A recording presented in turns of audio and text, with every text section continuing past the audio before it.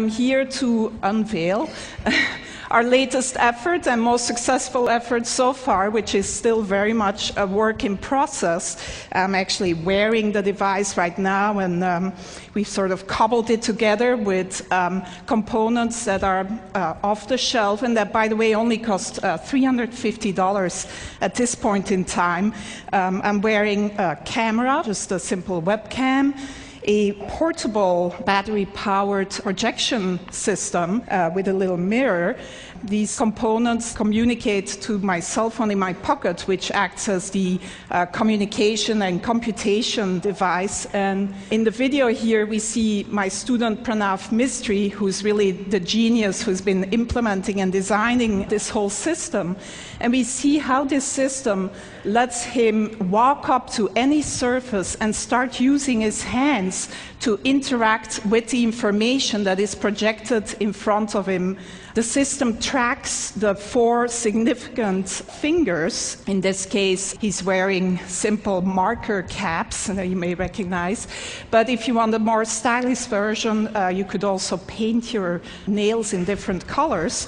And the camera basically tracks these 4 fingers and recognizes any gestures that he's making, so he can just go to, for example, a map of Long Beach, zoom in and out, etc. The system also recognizes iconic gestures, such as the take a picture gesture, and then takes a picture of whatever is in front of you. And when he then walks back to the Media Lab, he can just go up to any wall and project all the pictures that he's taken, sort through them and organize them and resize them, etc. Again, using all natural gestures. So some of you most likely were here 2 years ago and saw the demo by Jeff Hahn, or some of you may think, well, doesn't this look like the Microsoft Surface table?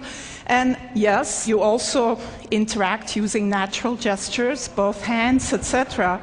But the difference here is that you can use any surface. You can walk up to any surface, including your hand, if nothing else is available, and interact with this projected data. The device is completely portable and can be...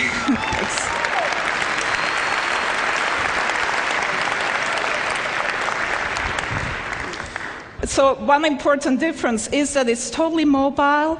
Another even more important difference is that in mass production, this would not cost more tomorrow than today's cell phones, and would actually not sort of be a bigger package and could look a lot more stylish than this version that I'm wearing around my neck.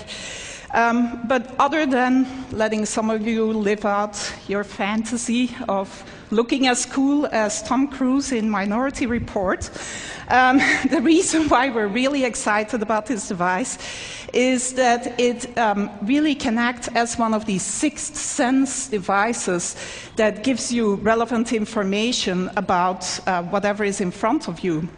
So we see Pranav here going into the supermarket, and he's shopping for some paper towels. And as he picks up a product, the system can recognize the product that he's picking up using either image recognition or marker technology and give him the green light or an orange light.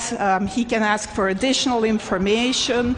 So this particular choice here is a particularly good choice given his personal criteria. Some of you may want the toilet paper with the most bleach in it rather than the most ecologically responsible choice.